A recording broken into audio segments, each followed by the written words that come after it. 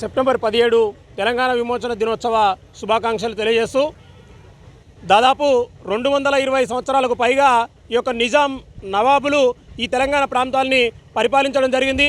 1947 August 15న భారతదేశం మొత్తానికి స్వతంత్రం లభించినప్పటికీ మన యొక్క తెలంగాణ ప్రాంతం నిజాం నవాబుల కబంధ హస్తాల్లో చిక్కుకొని పోయింది.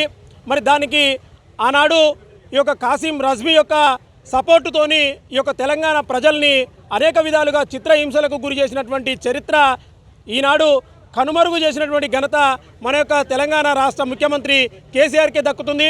మరి 8 ఏళ్లుగా ఈ యొక్క తెలంగాణ రాష్ట్రంలో టీఆర్ఎస్ ప్రభుత్వం అధికారంలోకి వచ్చినప్పటికీ మరి అమరవీరులని స్మరించుకునేటువంటి పరిస్థితి లేదు. అధికారికంగా తెలంగాణ విమోచన దినోత్సవాన్ని జరిపేటువంటి పరిస్థితి లేదు.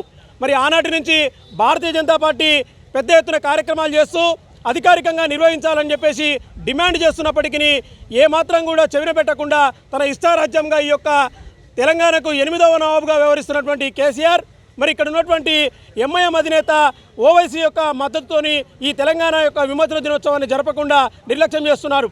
మరి ఈనాడు అభినవ సర్దార్ అయినటువంటి అమిత్ షా గారి యొక్క పిలుపుతో పరేడ్ గ్రౌండ్లో జెండా ఎగిరేస్తున్నామని చెప్పగానే హుటాహుటిన ఈ యొక్క జాతీయ జెండాలు రాష్ట్రమంతా ఎగిరాయని చెప్పేసి ఆయన చర్యలు చేపట్టడం జరుగుతుంది. కాబట్టి బీజేపీని చూసి అమిత్ షాను చూసి మోడీ పాలన చూసి భయపడుతున్నటువంటి కేసీఆర్ తెలంగాణలో బీజేపీ అధికారంలోకి రాబోతుందని చెప్పేసి ఈ సందర్భంగా మేము తెలియజేస్తూ ఉన్నాం. ఈ యొక్క తెలంగాణ ప్రజలకి ఈ యొక్క నిజాం 8వ నవాబు నుంచి అతి త్వరలోనే విముక్తి రాబోతుందని చెప్పేసి కూడా Bharatiya Janata party municipal committee నుంచి మేము తెలియజేస్తూ ఉన్నాం.